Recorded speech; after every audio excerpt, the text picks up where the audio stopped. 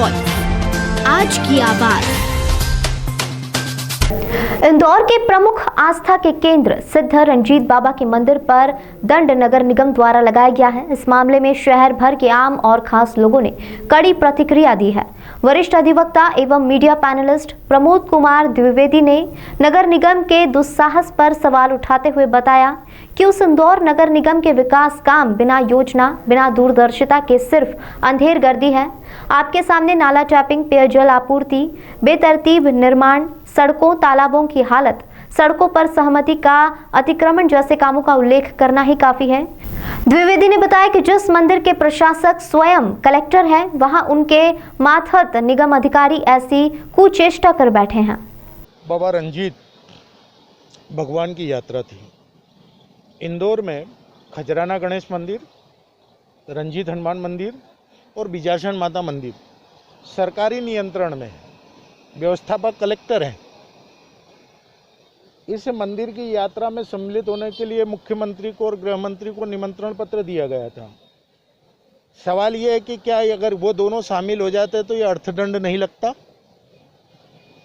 इंदौर में सांसद शंकर लालवानी बैनर और पोस्टर बार बार जगह जगह लगा करके राष्ट्रीय जो प्रतिमाएं हैं महापुरुषों की, उन पर लगा करके संपत्ति विरूपण अधिनियम का अपराध कारित करते हैं। क्या बाबा रंजीत से वो बड़े हैं? प्रधानमंत्री के आगमन में पूरे शहर में कोई बैनर और पोस्टर सरकारी संपत्तियों पर लगते हैं। क्या प्रधानमंत्री बाबा रंजीत से बड़े हैं? शिवराज जी हर आयोजन में आते हैं और सरकारी संपत्तियों पर उनके बैनर और पोस्टर लगते हैं।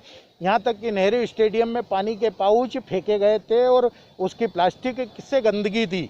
जिला प्रशासन का आयोजन था। तो मेरा सवाल है कि क्या बाबा रंजीत शिवराज जी से छोटे थे? सवाल आस्थाओं का है। और आज ये यात्रा नहीं निकल रही है। यात्रा तो रमेश मेंदोला जी ने अभी भागवत कथा की निकलवाई थी, शिव पुराण की निकलवाई थी। 40-40 हज़ार लोग इकट्ठे थे, जगह जगह मंच लगे थे।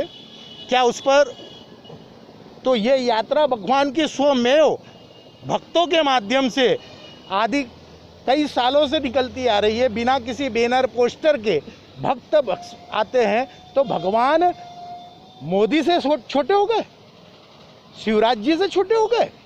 और जिस मंदिर के व्यवस्थापक खुद सरकार है, और अगर वहां भक्तों से टूट गया है, गमले हो रहे, तो नगर निगम ये बताए कि जगह जगह उसकी गलतियों के कारण सड़कें टूटती फूटती रहती हैं। पाइप की गलत लाइनें डाल दी जाती है, सीवरेज की गलत लाइनें डाल दी गई। हजारों करोड़ रुपए का नुकसान हुआ मध्य प्रदेश को, इंदौर की जनता को। उसका अपराधी कौन? यह आस्था पे प्रहार है। और मैं कहता हूं हिंद रक्षक के एकलव्य गौड़ जी से कि जब एक बीमार के कहने पर केवल एसडीएम ने यह कहा था कि एक समय पर लाउड स्पीकर धीमा बजाए, तब उनकी आस्थाएं घायल हो गई थी। सुंदर कांड करने लग गए थे, पत्र लिखने लग गए थे। और आज आप नगर निगम की कार्रवाई को अच्छा बता रहे हैं। मैं केवल इनके चेहरे पे पड़े हुए की कार्रवाई को अच्छा बता रहे हैं। मैं केवल इनके चेहरे पे पड़े हुए नकाब उतार रहा हूं और ये कह रहा हूं कि क्या धार्मिक आस्थाओं पर हर हर मोदी हावी रहेंगे? जय शिवराज का नारा लगाना पड़ेगा, इनके बैनर और पोस्टर लेना पड़ेंगे, या शंकर लालवानी का बैनर और पोस्टर लेना पड़ेगा? यह सवाल आस्था का है और कानून आस्था से ऊपर नहीं है। मंदिर हमारे हैं। लोकतांत्रिक व्यवस्थाओं के अनुसार अगर कलेक्टर, जिला प्रशासन उसके व्यवस्थापक हैं, तो उन्हें नगर निगम ने आदेश दिया। इसका मतलब है कलेक्टर को दिया, सरकार को दिया। एक अर्धशासकीय संस्था, नगर निगम अर्धशासकीय संस्था है। संविदा पर आया हुआ अपर आयुक्त है ना, अस्थायी नौकर देवेंद्र सिंह 31 कर्मचारियों की सेवा लेता है। किसका पैसा है? सवाल बहुत तेरे उठेंगे। और ये सवाल राजनीति से ऊपर है, आस्था पर प्रहार है।